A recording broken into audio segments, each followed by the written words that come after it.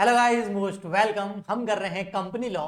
Company law में आज हम चैप्टर नंबर 5 स्टार्ट कर रहे हैं और मैं डिजिटल बोर्ड पे ना पढ़ा के आपको नोट्स के द्वारा पढ़ाऊंगा यहाँ पर, क्योंकि इसका भी एक रीजन है। ये बहुत इंपॉर्टेंट चैप्टर है, चैप्टर नंबर 5। चैप्टर नंबर 4 के अंदर हमने इनकॉर्पोरेशन ऑफ कंपनी के बारे में पढ़ा था और वहां पर सबसे फर्स्ट पॉइंट आया था भैया क्या क्या डॉक्यूमेंट्स चाहिए भाई किसी भी कंपनी का इनकॉर्पोरेशन या रजिस्ट्रेशन करवाना है तो डॉक्यूमेंट तो चाहिए। तो वहां पर मेन दो डॉक्यूमेंट थे जिनको हम चार्टर डॉक्यूमेंट भी बोलते हैं, एमओए और एओए, मेमोरेंडम ऑफ एसोसिएशन और आर्टिकल ऑफ एसोसिएशन। ठीक है, तो ये चैप्टर नंबर 5 जो है ना पूरा का पूरा उन्हीं दो डॉक्यूमेंट के बारे में है और मुझे यहाँ पर आपको डिटेल में बहुत अच्छे से पढ़ाना है ना। बहुत सारी चीजें मुझे आपको दिखानी है जो नोट्स के अंदर लिखी हुई है, तो वो मैं केवल और केवल नोट्स से ही कर सकता हूं और आपको एकदम क्लोजर व्यू देना है। तो इसलिए मैं जो है यहाँ पर एक तरीके से आप पीडीएफ के अंदर पढ़ा रहा हूं मैं आपको। तो नेक्स्ट लेक्चर से हो सकता है हम वापस डिजिटल बोर्ड पे चले जाए, बट यहाँ पर ये जरूरी है। तो एमओए और एओए दो मेन चार्टर डॉक्यूमेंट होते हैं, ये हमने लास्ट लेक्चर के अंदर पढ़ा था। इनको बेसिक डॉक्यूमेंट्स भी बोलते हैं, इनके बिना कंपनी का जो है रजिस्ट्रेशन वो पॉसिबल नहीं है। ठीक है, इसमें एक होता है एमओए यानी कि मेमोरेंडम ऑफ एसोसिएशन और एक होता है एओए यानी कि आर्टिकल ऑफ एसोसिएशन। आज के लेक्चर के अंदर हम एमओए को पूरा डिटेल में पढ़ने वाले हैं। ठीक है, तो एमओए जो है वो कंपनी का मेन डॉक्यूमेंट है और इसके अंदर कंपनी के जो ऑब्जेक्ट्स होते हैं, कंपनी के जो ऑब्जेक्टिव्स है ना भाई, क्यों कंपनी बना रहे हो आप, क्या करोगे, इसके ऑब्जेक्टिव क्या है आपके, तो वो इसके अंदर लिखे होते हैं और इसके अंदर कंपनी की जो फंडामेंटल कंडीशंस वगैरह होती है वो भी लिखी होती है। ठीक है, इट इज द अनअल्टरेबल चार्टर और कॉन्स्टिट्यूशन ऑफ द कंपनी। जैसे हमारे देश का कॉन्स्टिट्यूशन है ना, वैसे वैसे कंपनी का कॉन्स्टिट्यूशन ये है। कंपनी अपने एमओए में लिखे हुए क्लोजेस से बाहर नहीं जा सकती। एमओए में जो उसने ऑब्जेक्टिव दे दिए उससे बाहर जाके काम नहीं कर सकती, क्योंकि ये कंपनी का कॉन्स्टिट्यूशन है। ठीक है, तो एग्जाम में हो सकता है कोई एमसीक्यू आ जाए कि भाई ऐसा कौन सा डॉक्यूमेंट है जो अनअल्टरेबल है, एमओए।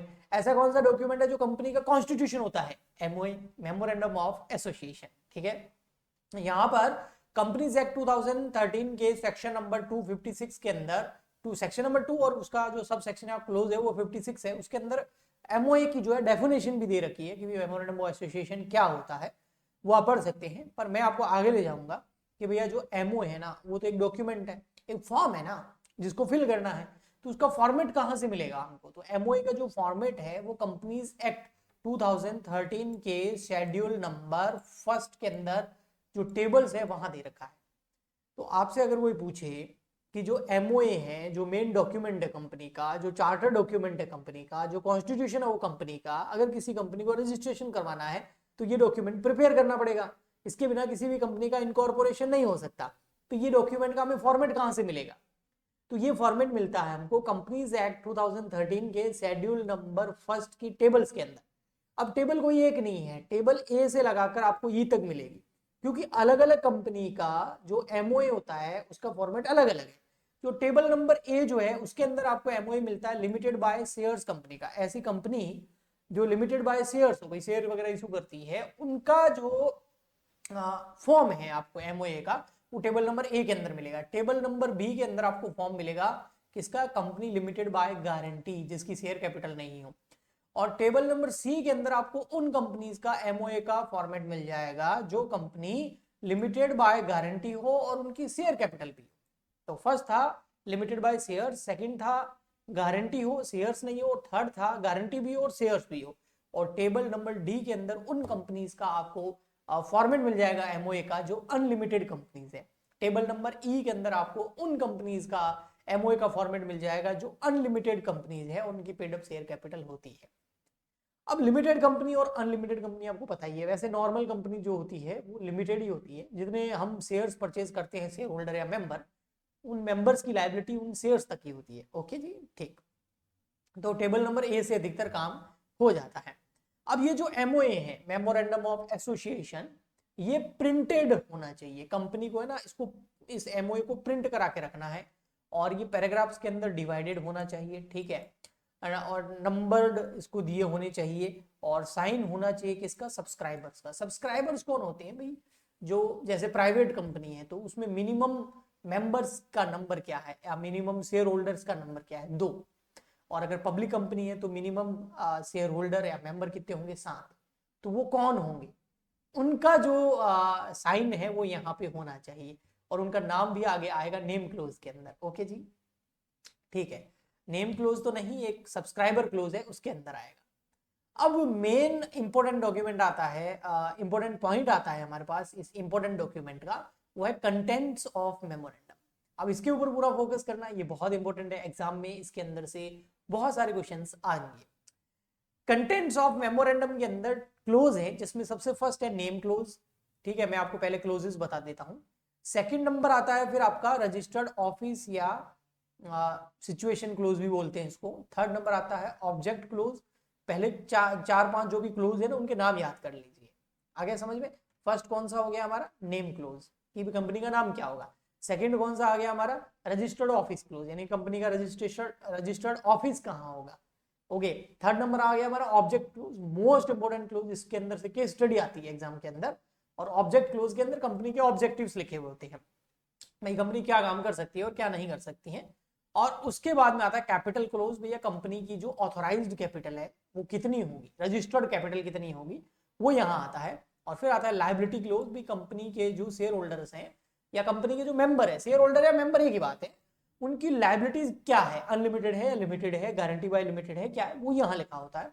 और लास्ट वाला सब्सक्रिप्शन क्लोज होता है। सब्सक्रिप्शन क्लोज मतलब जो कंपनी के स्टार्टिंग के जो मिनिमम शेयर होल्डर होंगे, प्राइवेट कंपनी के केस में 2, ओपीसी के केस में 1 और पब्लिक कंपनी के केस में 7, वो कौन होंगे, उनके नेम क्या है, उनका एड्रेस क्या है, वो कहाँ रहते हैं, उनसे रिलेटेड जो डॉक्यूमेंट्स हैं उनके बारे में इंफॉर्मेशन आपको सब्सक्रिप्शन क्लोज के अंदर या एसोसिएशन क्लोज के अंदर मिलती है। तो टोटल आपके 6 क्लोज होते हैं एमओए के अंदर। ओके, अब वन बाय वन हम इनको अच्छे से पढ़ते हैं। फर्स्ट है हमारा नेम क्लोज, जैसा कि आपको बताया मैंने। नेम क्लोज में से भी एग्जाम में क्वेश्चन काफी बनते हैं, क्योंकि इसमें काफी सारी चीजें जो है थ्योरी के अंदर पूछी जा सकती है। अब देखो भाई, कंपनी जो है अपनी शेयर होल्डर से अलग होती है, तो कंपनी का एक डिस्टिंक्ट नाम होगा, क्योंकि कंपनी का आर्टिफिशियल पर्सन है तो कंपनी का नाम तो होगा ही। बिना नाम के तो कंपनी कुछ कर ही नहीं सकती ना। एक सेपरेट लीगल एंटिटी होती है, वो अपने नाम से जो है बहुत सारे कॉन्ट्रैक्ट्स एग्रीमेंट्स करती है, अपने नाम से प्रॉपर्टी को परचेज कर सकती है। तो जब उसका नाम होगा तब करेगी ना, तो उसको नाम तो देना पड़ेगा। जैसे एक बच्चा पैदा होता है उसका नामकरण तो होगा ना। ओके, पूरी जिंदगी भर उसको बच्चा बच्चा थोड़ी बोलेंगे, ठीक है। तो वो नाम कंपनी का भी हमको रखना पड़ेगा ना, तो वो उसकी रजिस्ट्रेशन से, उसकी इनकॉर्पोरेशन से पहले तय करना पड़ेगा और एमओए के अंदर लिखा होता है। तो नेम जो है वो कंपनी का, company can be registered with a name subject of the following restrictions, लेकिन कुछ रेस्ट्रिक्शंस है। वो क्या रेस्ट्रिक्शंस है, the name of the company must not be undesirable, also it should not be similar to or identical to the name of existing company or LLP। LLP मतलब limited liability partnership जो होती है। तो कोई LLP है या कोई existing company है जो पहले से मौजूद है, हम तो हमारी कंपनी का भी इनकॉर्पोरेशन करा रहे हैं, इसलिए उसका एमओए तैयार कर रहे हैं, तो हम हमारी कंपनी का जो नाम रखेंगे ना वो ऐसा नहीं होना चाहिए जो कोई पहले से कंपनी है उसके जैसा सिमिलर हो। जैसे पेप्सी है, कोका कोला है, जोमेटो है। अब जोमेटो हमें ले लिया गोमेटो, तो है ना, वो एक कपिल शर्मा की मूवी भी आई थी ना, जोमेटो से रिलेटेड ही उसका नाम था, तो वो आइडेंटिकल नेम ही था, सिमिलर ही था उसके नाम। तो हमारा कंपनी का नाम ऐसा नहीं होना चाहिए जो एग्जिस्टिंग कंपनी से मेल खाता हो। ऐसा होगा तो फिर वो रिजेक्ट कर देगा। कौन रिजेक्ट करेगा, आरओसी रिजेक्ट करेगा, क्योंकि हमें अपने नाम का रिजर्वेशन करवाना पड़ेगा, वो आगे आएगा अभी पॉइंट, ठीक है। Okay, name of the company must be indicate the principal objects. ये बहुत अच्छा है, जो आपकी कंपनी के ऑब्जेक्ट्स हैं या ऑब्जेक्टिव्स हैं उससे रिलेटेड मेल खाता होना तो बहुत बढ़िया है। जैसे कोई कंपनी इंजीनियरिंग कंपनी है तो इंजीनियरिंग नाम आता है पीछे, है ना। जैसे कोई अगर टेक कंपनी है तो टेक नाम आता है, एजुकेशन में एजुकेशन नाम आता है। ओके, तो ऐसा होना चाहिए। Name should not indicate the companies connected with और having patronage of central government and state government. ये क्या है, ये बहुत अच्छा पॉइंट है, ये भी समझना आप। आपकी कंपनी का नाम ऐसा नहीं होना चाहिए जो सेंट्रल गवर्नमेंट या स्टेट गवर्नमेंट को रिप्रेजेंट करे।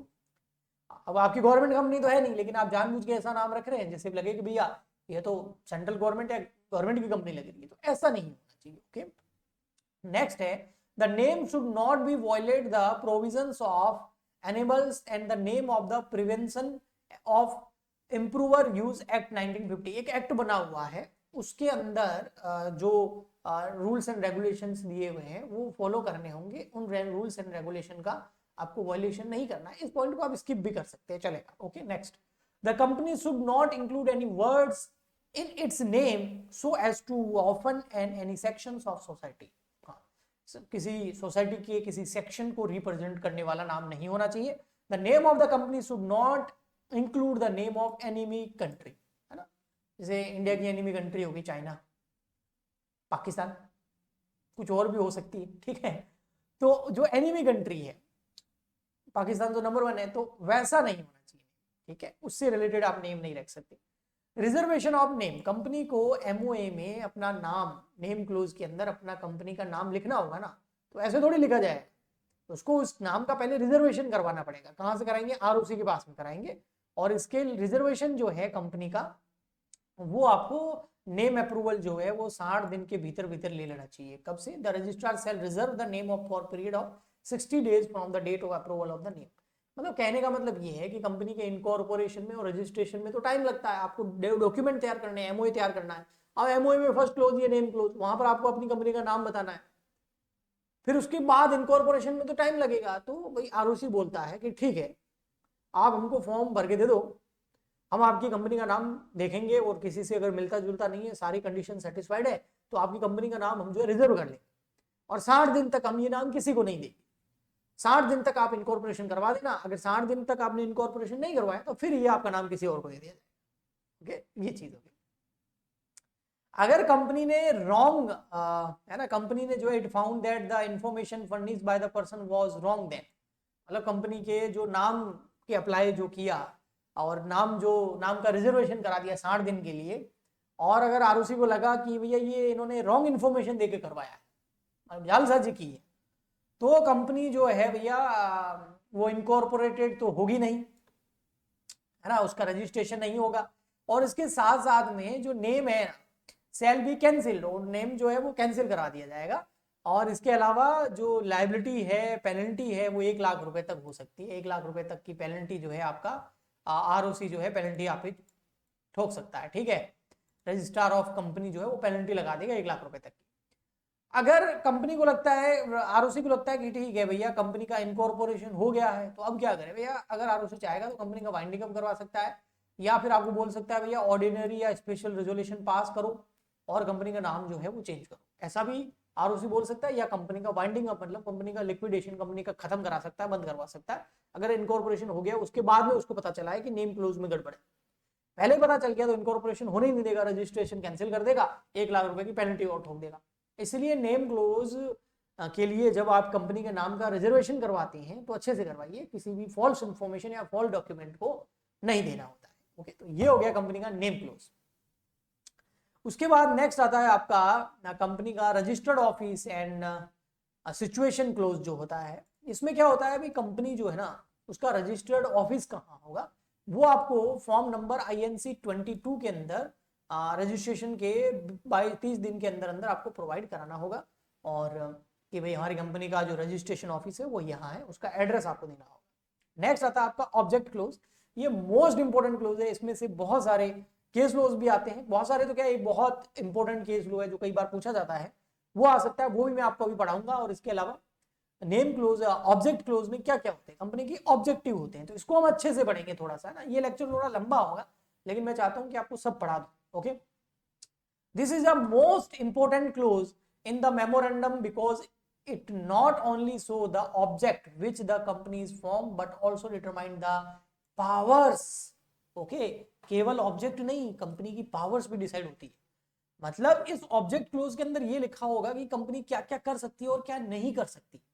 अब जो जो कर सकती है उससे रिलेटेड जितने भी एग्रीमेंट होंगे वो तो लीगल होंगे, और जो काम कंपनी नहीं कर सकती और उसके मेंबर्स ने या उसके डायरेक्टर्स ने या उसके शेयर होल्डर ने कंपनी से एग्रीमेंट करवा दिया, कंपनी ने कोई कॉन्ट्रैक्ट कर लिया, तो वो वॉइड हो जाएगा.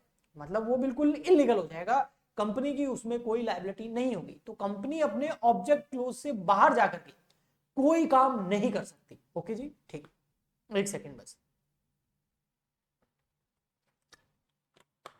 तो आइए पढ़ते हैं कि ये ऑब्जेक्ट क्या क्या हो सकते हैं और ये ऑब्जेक्ट क्या करते हैं. It provide protection to share holder and investor. ये अपने इन्वेस्टर और शेयर होल्डर, क्योंकि कंपनी में शेयर होल्डर का पैसा लगा होता है ना, तो उसको प्रोटेक्ट करते हैं. It provide protection to the creditors. Company ने जिन लोगों से पैसा उधार लिया है उनको भी प्रोटेक्ट करते हैं। इट सर्व पब्लिक इंटरेस्ट, और ये पब्लिक इंटरेस्ट को भी प्रोटेक्ट करते हैं और उसको सर्व करते हैं।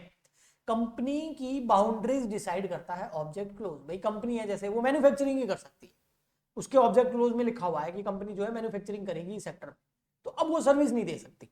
ओके, इस तरीके से। इसका एक बहुत अच्छा केस है, वो मैं आपको पढ़ाऊंगा।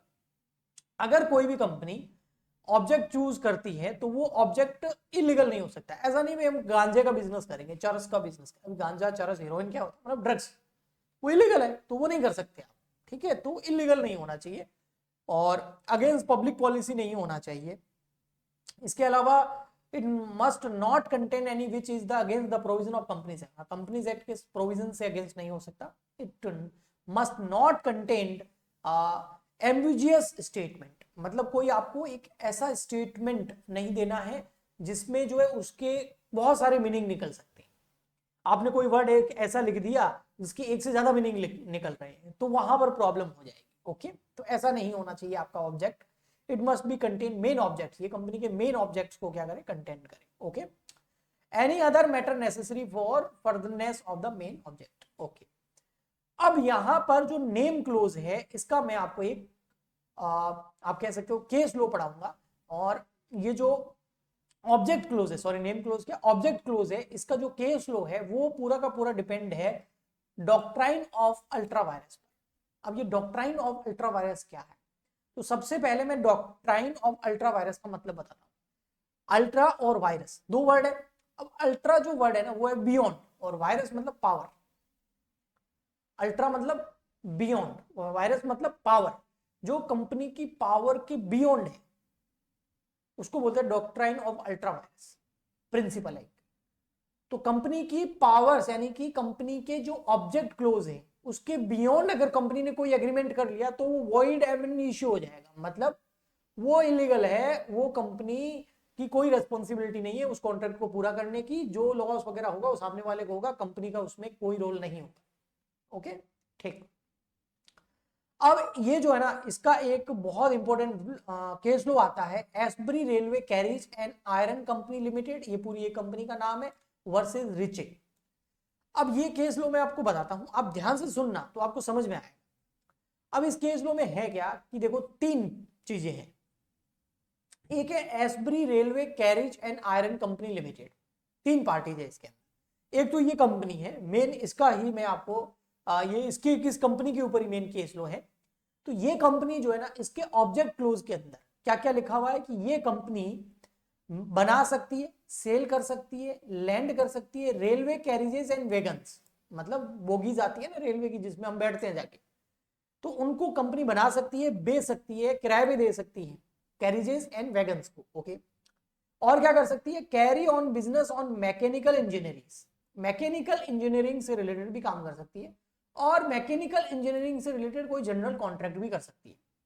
ये कंपनी परचेज कर सकती है, लीज कर सकती है, सेल कर सकती है, वर्क्स माइंस, माइंस को काम कर सकती है, परचेज कर सकती है, सेल कर सकती है, agent of coal, metals, timbers, तो ये सारे कंपनी काम कर सकती है। अब इस कंपनी को बेल्जियम गवर्नमेंट की तरफ से एक कॉन्ट्रैक्ट मिला, वो कॉन्ट्रैक्ट था रेल लाइन बिछाने का, जो रेलवे लाइन होती है ना वो बिछाने का कॉन्ट्रैक्ट होता है। कंपनी को कॉन्ट्रैक्ट मिला मतलब कंपनी को ऑफर आया बेल्जियम गवर्नमेंट की तरफ से, तो कंपनी के पास काम बहुत ज्यादा था, तो कंपनी ने बोला यार ये काम तुम्हारा मैं तो नहीं कर सकता। तो कंपनी ने एक दूसरी कंपनी को जानता था जिसका नाम था रिचे, रिचे को जानती थी ये कंपनी। ठीक है, तो तीन पार्टी हो गई, एक ये कंपनी खुद, एक बेल्जियम गवर्नमेंट और एक रिचे। तो बेल्जियम गवर्नमेंट ने रेलवे लाइन बिछाने का काम इस कंपनी को दिया, Ashbury railway carriage and iron company limited को। इसके पास काम ज्यादा था तो इसने वो कॉन्ट्रैक्ट दे दिया रिचे को, और रिचे को इसने ये बोला कि ऐसा करो तुम रेलवे लाइन बिछा के दे दो हमको। ठीक है, तो अब रिचे ने बोला मेरे पास पैसे नहीं है, तो एस्बरी रेलवे कंपनी ने बोला कि मैं तुमको फाइनेंस करूं। अब रिचे के बीच में और Ashbury railway carriage and iron company के बीच में कॉन्ट्रैक्ट हो गया कि रिचे जो है रेलवे लाइन बिछाएगा और फाइनेंस कौन करेगा इस पैसे को, वो करेगा Ashbury railway carriage and iron company limited. अब प्रॉब्लम तब आ गई जब इस कंपनी को पता चला, इनके डायरेक्टर या शेयर होल्डर को पता चला कि ये जो Ashbury railway carriage and iron company limited ने जो कॉन्ट्रैक्ट किया है ये तो डॉक्ट्राइन ऑफ अल्ट्रा वायरस है, क्योंकि कंपनी जो है फाइनेंस का काम कर ही नहीं सकती, वो तो उसके ऑब्जेक्ट क्लोज में लिखा हुआ ही नहीं है, तो ये कॉन्ट्रैक्ट जो है वॉइड एब इश्यू हो गया, मतलब ये कॉन्ट्रैक्ट जो है शुरू से ही खारिज है, खत्म है। तो उन्होंने रिचे को बुलाया कि भैया जो हमने कॉन्ट्रैक्ट किया है वो हमारे ऑब्जेक्ट क्लोज से बाहर है, तो हम ये कॉन्ट्रैक्ट कंटिन्यू नहीं कर सकते। अब रिचे बोल रहा भैया मैंने तो खर्चा कर दिया, तो वो फाइनेंस तो करना पड़ेगा, है ना, तुम्हारे यहाँ पर ये जो जनरल कॉन्ट्रैक्ट लिखा हुआ है इसका मतलब यही है और क्या है कि तुम फाइनेंस कर सकते हो। कोर्ट में केस गया, जज साहब ने दोनों को सुना और बोला भैया रिचे साहब इस कंपनी के ऑब्जेक्ट क्लोज में कहीं नहीं लिखा हुआ है कि कंपनी फाइनेंस कर सकती है, इसलिए कंपनी आपको फूटी कोड़ी नहीं देगी, जो नुकसान हुआ वो रिचे का। तो इसीलिए किसी भी कंपनी के साथ में जब भी कोई भी एग्रीमेंट करें तो उसके ऑब्जेक्ट क्लोज को देख करके करें कि वो कंपनी से हम कॉन्ट्रैक्ट ये वाला कर सकते हैं और ये कंपनी काम कर सकती है या नहीं कर सकती। तो सिंपली आई होप आपको ये अच्छे से समझ में आ गया। अगला आता है हमारा कैपिटल क्लोज। तो फर्स्ट हमने कौन सा पढ़ा, नेम क्लोज पढ़ा। सेकंड नंबर हमने पढ़ गया आपका नेम क्लोज के बाद में registered office close. Third number हमने पढ़ लिया ऑब्जेक्ट क्लोज। फोर्थ नंबर आता है हमारा कैपिटल क्लोज। कैपिटल क्लोज जो है ना उसके अंदर कंपनी कितनी ऑथोराइज कैपिटल होगी, कंपनी की कितनी सब्सक्राइब कैपिटल होगी, यानी रजिस्टर्ड कैपिटल होगी। ये हम टाइप्स ऑफ कैपिटल का जब क्लासिफिकेशन करते हैं वहां भी पढ़ते हैं, तो वो आपको यहाँ लिखना पड़ेगा कि कितने number of share company issue कर सकती है और कितना फंड रेज कर सकती है शेयर इशू करके। ओके, और अलग अलग कंपनी, प्राइवेट का अलग होगा, पब्लिक का अलग होगा, ओपीसी का अलग होगा। लिमिट, फिर आता है लायबिलिटी क्लोज। अब ये लायबिलिटी क्लोज क्या है कि कंपनी के जो मेंबर्स यानी कंपनी के जो शेयर होल्डर है उनकी लायबिलिटी क्या रहेगी। तो कंपनी लिमिटेड बाय शेयर है तो लिमिटेड लायबिलिटी होगी, गारंटी वाली कंपनी है तो गारंटी वाली लायबिलिटी होगी, तो अनलिमिटेड कंपनी वो होगी, तो वो यहाँ आपको पता चल जाएगा। आप किसी भी कंपनी के एमओए और एओए जाके पढ़ सकते हैं, जो कंपनी जब प्रोस्पेक्टस इशू करती है ना उसके अंदर ये होते हैं। ओके, अगला क्लोज आता है हमारा 6 number association and subscription close. इसमें यह है कि कंपनी के जो सब्सक्राइबर होंगे यानी कि कंपनी के जो स्टार्टिंग के मेंबर होंगे, प्राइवेट कंपनी के केस में 2 और पब्लिक कंपनी के केस में 7 और ओपीसी के केस में 1, तो वो सब्सक्राइबर कौन होंगे, उन सब का नाम, एड्रेस, उसके आइडेंटिटी, उनके प्रूफ वगैरह जो है वो सब यहाँ इस क्लोज के अंदर लिखे जाते हैं। तो ये 6 क्लोज के साथ में हमारा एमओए यानी कि मेमोरेंडम ऑफ एसोसिएशन कंप्लीट हो जाता है। आप इन 6 क्लोज के नाम याद कर लेना और एक बार रीडिंग करके लगा के चले जाना, आपको आराम से जो है एग्जाम में जो भी क्वेश्चन आएगा उसका आप आराम से जो है आंसर कर सकते हैं। आई होप आपको अच्छे से समझ में आ गया होगा। नेक्स्ट लेक्चर के अंदर मैं आपको एओए करवा दूंगा, उसके बाद हमारा ये चैप्टर कंप्लीट हो जाएगा। तो आई होप आपको अच्छे से समझ में आया होगा। मिलते हैं नेक्स्ट लेक्चर में। प्लीज ज्यादा से ज्यादा लाइक करें, शेयर करें, सब्सक्राइब करें, कमेंट करें, ताकि मैं आपके लिए इसी तरीके के लेक्चर कंटिन्यू लाता रहूं। तो गुड बाय एंड